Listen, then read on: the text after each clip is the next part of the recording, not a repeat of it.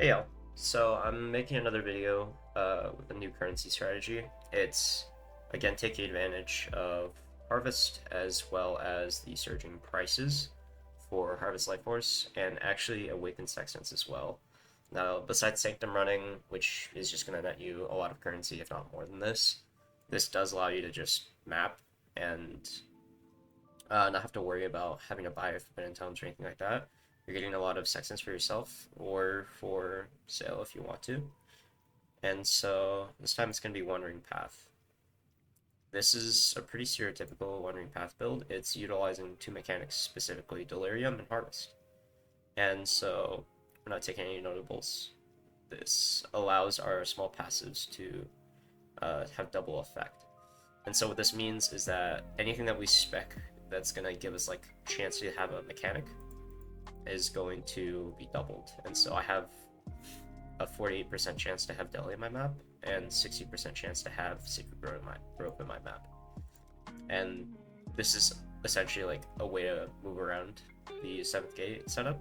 So you can get Harvest 3 out of your 4 maps, which is pretty nice for just cost efficiency. You're saving on average around 36 chaos versus like Sexantine or forcing it through the 7th gate. The Deli is also pretty nice because we're taking nodes that give us a high chance for belly orbs, and these are also going up in price right now. So realistically, this is just a currency strategy that is meant to match kind of how the market's moving. And so you're pretty much guaranteed to make profit every map with this method because of such a low investment. I'm also taking Growing Hordes because pack size matters a lot with Harvest as well as altars. You're going to get more altars and you're going to get more Harvest juice just from having more pack size. And so the sort of maps you want to run, again, are still boss rush maps. So Mesa, Dunes, City Square, anything like that, where you can go to the boss, kill it, and then start clearing the map from there. It's going to be better, but you're not going to notice a crazy amount of difference even if you like do a map where you're still going to the boss while killing monsters. The big thing with this is that you have to note that these increased effective modifiers on your maps are also boosted to 4%, and so a map with like 102% Fizz Fire is going to get boosted up by quite a bit. So these maps are very rippy, and the build I'm playing right now is definitely not a good match for it. Um, but you want a relatively strong build that's tanky enough to survive some of the really bad mods, which it definitely becomes a problem if you are squishy. But as long as you can clear it, it's the big thing, right? You don't want to use too many mortals and waste efficiency. As a traitor and a tyrant. So for Mesa, I'm gonna be rushing all the way to the boss. Kill the boss, and now we can get non-boss altars exclusively, which is what we want.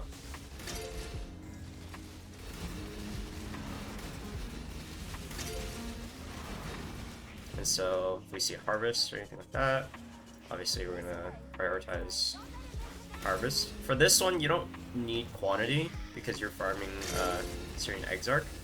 You're not worried too much about scaling quantity because the mods for Syrian Exarch for quantity aren't that great. So you're kind of just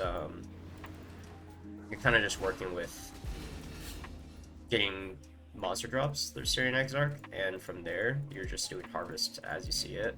Kind of saves you the hassle of having to like reroute and find the harvest again after the map is pretty much done.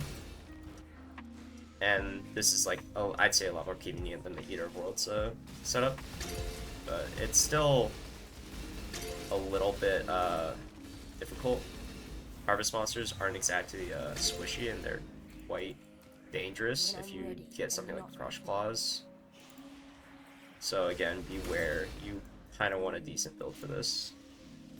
And definitely don't play like a glass cannon build unless you're okay with dying a decent bit in these maps.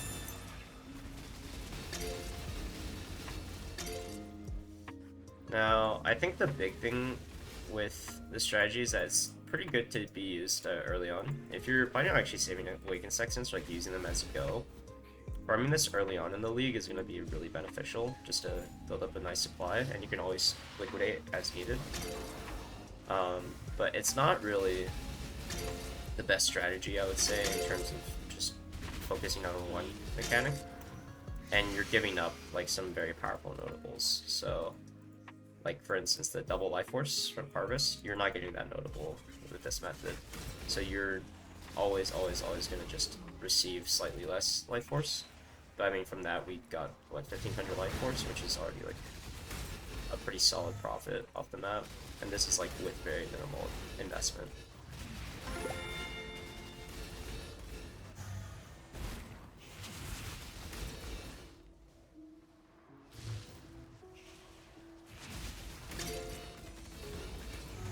And of course, with rolling these maps, always out chisel, you want to roll for probably minimum 70% quantity.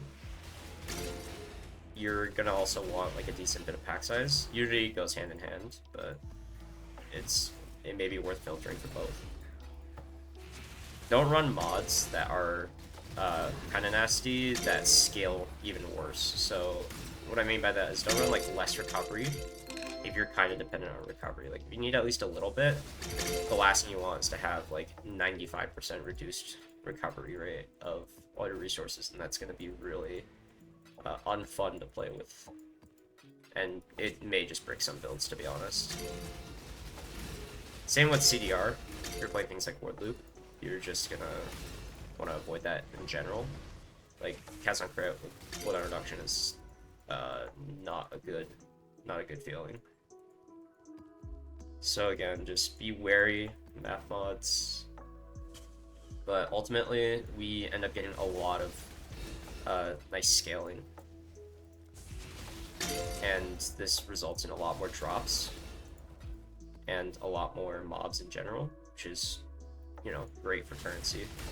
This map has also taken me a little bit longer just because I'm not really focusing on speed clearing. For me, it usually takes around like 3 to 3.5 minutes of map, depending on how many altars I get. It's also a map with a lot of altars and drops, so obviously going to be getting more.